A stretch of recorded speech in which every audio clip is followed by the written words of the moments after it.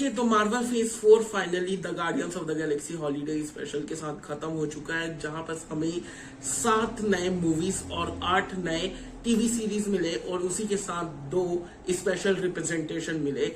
और इन सभी के साथ हम बात करते हैं कि आखिर मार्वल सिनेमैटिक यूनिवर्स फेज 4 इतना डिसअपॉइंटिंग क्यों था majority of the Marvel fans के लिए, या फिर general super hero movie watchers के लिए भी, या टीवी सीरीज वॉचर्स के लिए। मार्वल सिनेमैटिक यूनिवर्स फेज 4 में जहां पर हमें स्पाइडरमैन नो वे होम जैसी कमाल की मूवीज मिली है, वहीं पर Sanchi, doctor Strange Multiverse of madness, black panther Wakanda forever जैसी मीडियोकर मूवीज भी मिली है, और ब्लैक विडो, इटर्नल्स, वो टट्टी, थॉर, लव एंड थंडर जैसे वाहियात मूवीज भी मिली है। जानता हूं कि स्पाइडरमैन नो वे होम को कई लोग कहते हैं कि सिर्फ नॉस्टैल्जिया की वजह से लोग इसे पसंद करते हैं, कहानी उतनी अच्छी नहीं है।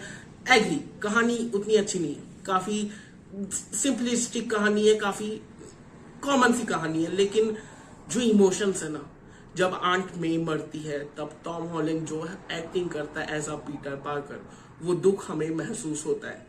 तब तक टोबे मैगवायर भी नहीं आया था, एंड्रू गारफील्ड भी नहीं आया था, लेकिन फिर भी हम लोग इमोशनली इन्वेस्टेड हो जाते हैं। उसके बाद सांची एक decent superhero origin movie, जिसका क्लाइमेक्स मुझे लगता है और अच्छा हो सकता था। Doctor Strange Multiverse of Madness, जो कि मुझे लगता है कि कैरेक्टर्स को और अच्छे तरीके से यूज कर सकते थे, खास करके इल्यूमिनाटी सारे के सारे। उसके बाद ब्लैक पैंथर वकांडा फॉरएवर, जो कि बहुत अच्छा ट्रिब्यूट था टीचाला और चैडविक बोसमैन का, लेकिन कहानी वाइज बहुत सारे प्लॉट होल्स थे, और जो क्लाइमेक्स में हाँ माफ करते हैं वो वाला हुआ, वो तो मुझे कोई सेंस नहीं बनाता वो कि नाम और आखिर ऐसा क्यों करेगा, बिल्कुल भी नहीं। उसके बाद शूरी तो छोड़ो। उसके बाद ब्लैक विडो क्यों बनी थी वो मूवी, मुझे अभी तक समझ में नहीं आया। स्कारलेट जोहानसन की वो आखिरी मूवी थी एज अ ब्लैक विडो, और इतनी घटिया राइटिंग, इतने घटिया तरीके से कैरेक्टर को लिखा गया, वाहियात, घटिया। एटर्नल्स अच्छी हो सकती थी, लेकिन उसके डायरेक्टर को पता नहीं उसे बोरिंग क्यों बनाना था। बहुत मैं सो गया था थिएटर में यार एटर्नल्स देखते हुए, तुम समझ लो, मैं सो गया था। उसके बाद थॉर लव एंड थंडर, क्या ही बात करूं मैं, दुनिया जानती है कि क्या टट्टी हगा है टैका वाइटिटी ने। यहाँ तक कि खुद उसके मेन हीरो ने, जो उसका बहुत अच्छा दोस्त है डायरेक्टर का, उसने सामने आके बोल दिया कि मेरे को कुछ नया चाहिए, नए डायरेक्टर के साथ काम करना है। तुम समझ लो किस हद की घटिया मूवी बनाई थी टाइका वाइटिटी ने, कि मेन एक्टर और उसका दोस्त खुद आके इंटरव्यू में बोल रहा है। उसके बाद इस फेज 4 से मार्वल ने एक नई चीज चालू की, एक नहीं 2, लेकिन पहली ये चीज थी टीवी सीरीज जो कि डायरेक्टली एमसीयू से कनेक्टेड हो। पहले भी करते थे, लेकिन वो वाले सीरीज एमसीयू से कनेक्टेड नहीं होते थे।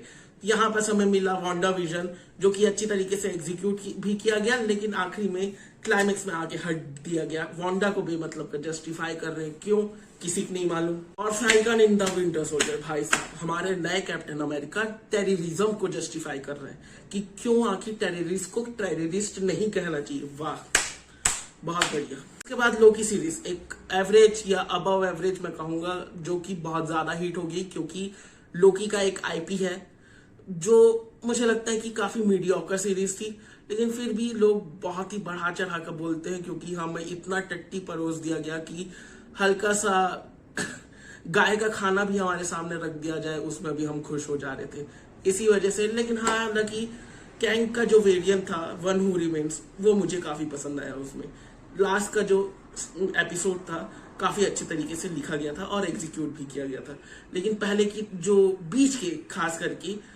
तीसरा, चौथा और 5वां एपिसोड था बहुत ही इडियोटिक था, और कोई जरूरत नहीं थी उन एपिसोड्स की, तीसरे, चौथी और 5वीं एपिसोड की। उसके बाद व्हाट इफ 9 एपिसोड का एनिमेटेड सीरीज, जो कि एक बहुत ही फेमस मार्वल के आईपी में से एक है कॉमिक्स के, जो कि मैं कहूंगा कि ठीक था। मतलब कैरेक्टर्स को बर्बाद तो नहीं करते हैं, अगर कुछ अच्छा भी नहीं किया हो तो, बस इतना ही कहना चाहूंगा, ठीक था। फिर आई हॉकाई, मुझे भगवान का समय ऐसा लगा था कि हॉकाई के बारे में हमें कुछ अच्छा पता चल सकता है इसमें।